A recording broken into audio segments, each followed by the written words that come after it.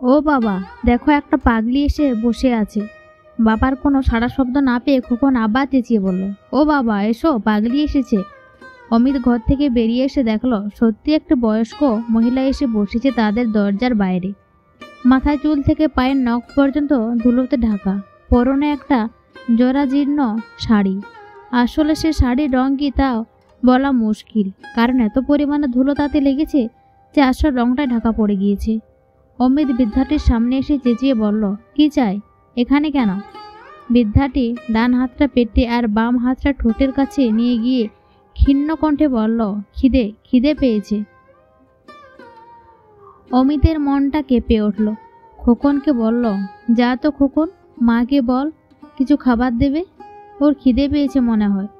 খোকন বৃদ্ধার দিকে একবার তাকালো, তারপর বাবার দিকে তাকিয়ে বলল, কিন্তু বাবা ও তো পাগলি, খাবার দিতে গেলে কামড়িয়ে না। অমিতের মুখটা বড় শুকনো মনে হচ্ছে, যেন কোনো পুরনো স্মৃতির তার মনের প্রেক্ষাপটে এসে ভিড় করেছে। ভুলে থাকা একটু টুকরো অতীত এসে দাঁড়িয়েছে তার দুয়ারে। সে খোকনকে বোঝালো, না বাবা, ওরা কামড়াবে কেন, ওরাও তো আমাদের মতো মানুষ। খোকন কিছু একটা ভেবে বলল, কিন্তু বাবা, মা যে বলে ঠাম্মি পাগলি হয়ে গিয়েছিল আর কামড়াতে আসতো খুব, তাই তোমরা তাকে ঘর থেকে বের করে দিয়েছ। তাহলে এই ঠাম্মিও তো পাগলি বাবা, ঠাম্মি কামড়ালে উনিও কামড়াবে। অমিতের মাথায় যেন কেউ একটা হাতুড়ি দিয়ে আঘাত করলো। খোকনের এই বাস্তব জিজ্ঞাসায় তার সমস্ত সস্তা তাকে মূল অপরাধীর আসনে বসিয়ে দিল।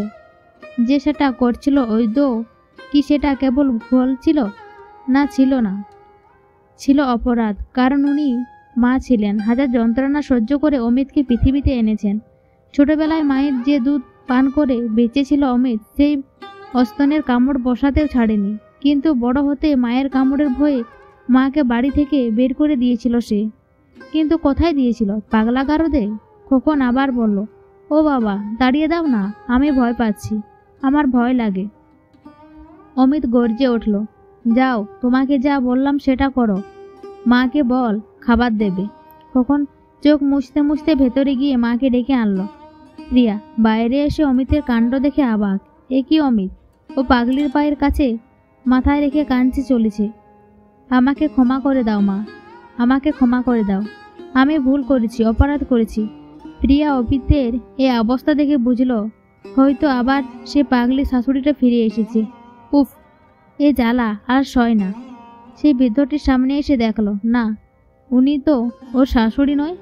আবার একবার ভালো করে দেখলো, না, কিছুতেই ওটা ওর শাশুড়ি নয়। অমিতকে পিঠে হাত দিয়ে তুলে প্রিয়া বলল, উফ, সহ্য হয় না আর। এভাবে মাথা নিচু করে যে কাঁদা হচ্ছে, ঘাড়ে যদি কামড়ে নেয় পাগলিটা, কি করবে? অমিতের মাথাটা আগুন হয়ে গেল। অগ্নেয়গিরির লাভার মতো তার চোখ থেকে জ্বলন্ত অতীতের পোষারাগ বেদনার ঠিকিরে বেরোতে লাগলো। সে প্রিয়াকে এক ঠেয়ার খানিক দূরে সরিয়ে দিয়ে চিৎকার করে বলল, তোমার এই কামড়ের ভয়ে আমি আমার মাকে একদিন রাস্তায় ছেড়ে এসেছিলাম। জানি না কত বড় কুসন্তান হলে এটা করতে পারে। প্রিয়াও ছাড়ল না। সে চিৎকার করে বলল, তোমার বাবা মরে যাওয়ার পর তোমার মায়ের মাথাটা একেবারে বিগড়ে গিয়েছিল আর পাগলিরা কামড় দেয়, আমি জানি। অমিত প্রিয়ার দিকে এগিয়ে গিয়ে শান্ত স্বরে বলল, বুকের দুধ খাওয়ানোর সময় খোকন তোমাকে স্তনে কামড় দেয়নি? দিয়েছে তো। ওকে রাস্তায় ছেড়ে এসেছো তুমি? প্রিয়া শান্ত স্বরে বলল, ও আমার সন্তান অমিত। অমিত চোখের জল মুছে বলল, আর সেই আমার মা ছিল প্রিয়া। মা বৃদ্ধাটি তখন সেখানে বসে। সে কামড়াতে আসেনি কাউকে, কারণ মায়েরা কখনো কামড়াতে জানে না। গল্পটি যদি ভালো লাগে চ্যানেলটি সাবস্ক্রাইব করো।